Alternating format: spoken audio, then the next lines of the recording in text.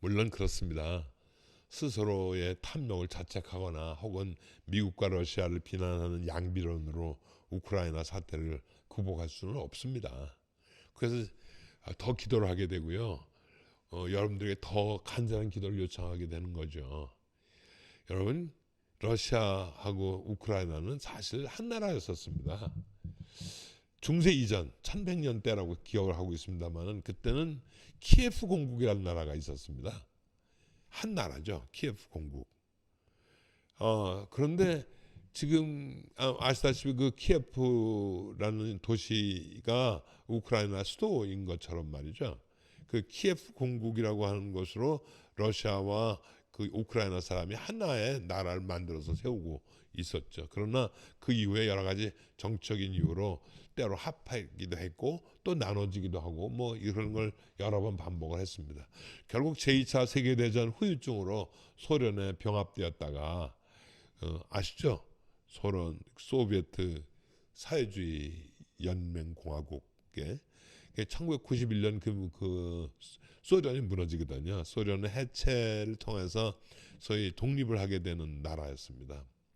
근데 그때는 뭐 어쩔 수 없이 어떻게 할 바 없이 독립이 거의 그냥 뭐 그 어려운 가운데 독립이 된 것이어서 굉장히 바탕이 위험했었습니다.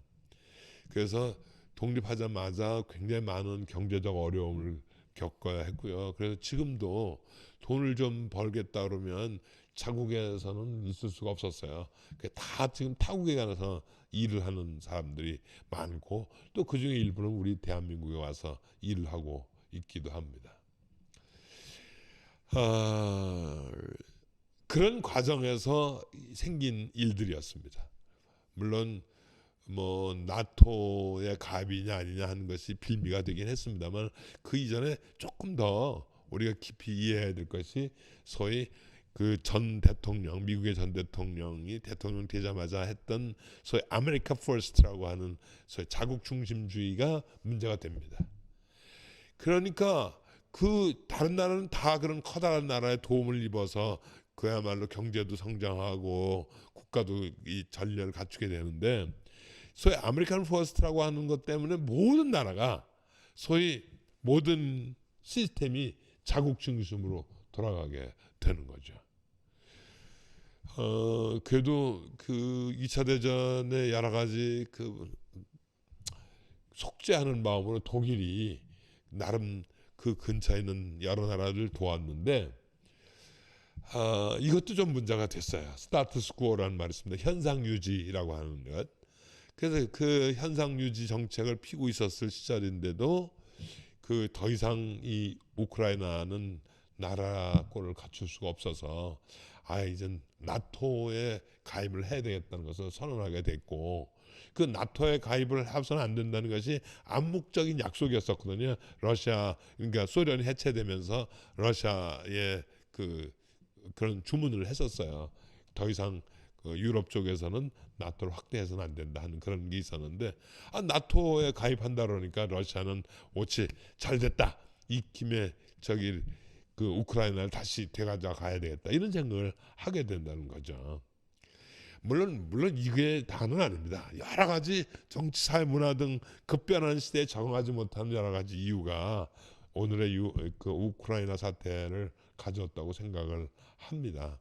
저는 지금 그 뭐 우크라이나의 정치 지도자들이나 혹은 러시아의 정치 지도자들이 잘못했다, 뭐 잘했다 이걸 그 얘기하는 것이 아니라 그렇게 내버려두는 이 세계 국제 정세가 더 걱정이 된다는 거죠. 아까 말씀드린 대로 그 아메리칸 퍼스트처럼 이젠 그 푸틴도 자기네가 그 우크라이나를 공격을 해도 다른 나라가 우크라이나를 도울 거라고 생각하지 않고 있는 겁니다. 뭐 말로는 뭐 경제적 제재도 하고 무슨 뭐 무기도 보낸다 그러고 뭐 그런 여러 가지 얘기를 하지만 거기까지일 겁니다. 굉장히 소극적으로 자기 백성들이 가서 뭐 대신 전쟁을 치러준다든가 뭐 이런 거 안 할 거예요. 벌써 그 중국만 하더라도 뭐 경제 제재를 한다 그러니까 우리는 그냥 계속 그 소련과 러시아와 계속 그 교류를 하겠다 그러지 않습니까? 저는 이게 소위 자국 중심주의가 가져오는 그냥 남들이 어떻게 되든 니네들이 알아서 해결해라, 이것이 훨씬 더 이 오늘날 전쟁을 이 방기하고 오히려 촉매시키는 결정적 역할을 하게 된다는 거죠. 여러분, 진짜 걱정스러운 건 그런 시스템에서 살아나야 하는 국민들입니다.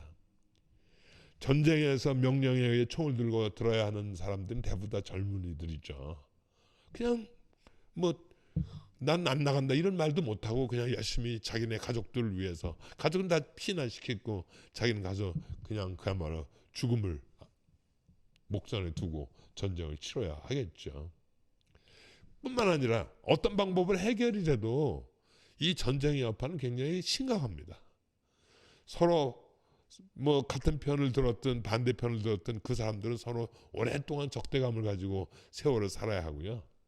또 세계 나라도 역시 마찬가지입니다. 저 나라가 우리 편을 들었다, 안 들었다, 이런 걸로도 굉장히 많은 갈등을, 그 상처를 짊어지고 살아야 한다는 거죠.